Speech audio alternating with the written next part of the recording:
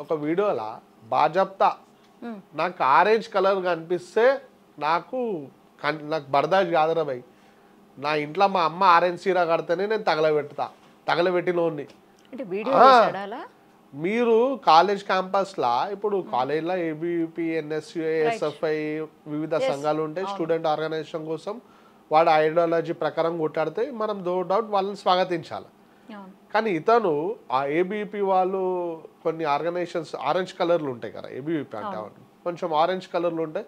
మీరు అట్టెట్లా కడతారు మా కాలేజీలలో ఆరెంజ్ అని చెప్పి ఆ జెండాలు చింపిన వ్యక్తి ఈ రోహిత్ వేముల. మళ్ళా నా ఇంట్లో నా అమ్మ ఆరెంజ్ సీర కడితే నేను తగలబెట్టినా అని ఉంటాడు. ఇక గసొంటి కుల ఉన్మాది మతోన్మాది ఉన్న వ్యక్తి రోహిత్ వేములోడు.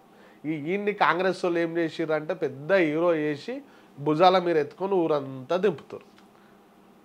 దాంట్లోనే భాగంగా ఈ రోహిత్ వేముల చట్టం అనేది తీసుకొచ్చే అది డ్రాఫ్టింగ్ లో ఉంది కదా. ఆల్రెడీ కర్ణాటకలో వాళ్ళు అసలు అక్కడ ఉట్టి పెరిగిన ఎస్సీలకి ఎలగబెట్టారా అంటే ఎలగబెట్టారు కాంగ్రెస్ వాళ్ళు.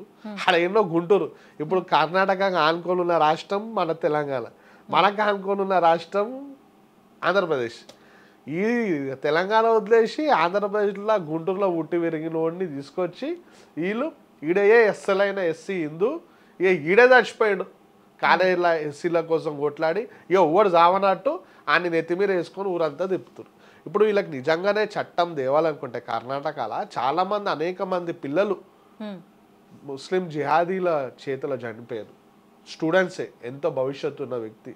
భారతదేశం గొప్పతనం, భారతదేశాన్ని అత్యున్నత స్థానానికి తీసుకువెళ్ళే పట్టుదల ఉన్న వ్యక్తులని చంపారు.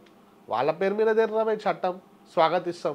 అంతేగాని ఎస్సీ గాను తీసుకొచ్చి ఈడెస్సీ అని చెప్పి బలవంతంగా మా మీద రుద్దుతా అంటే మేమెందుకు ఊకుంటాం?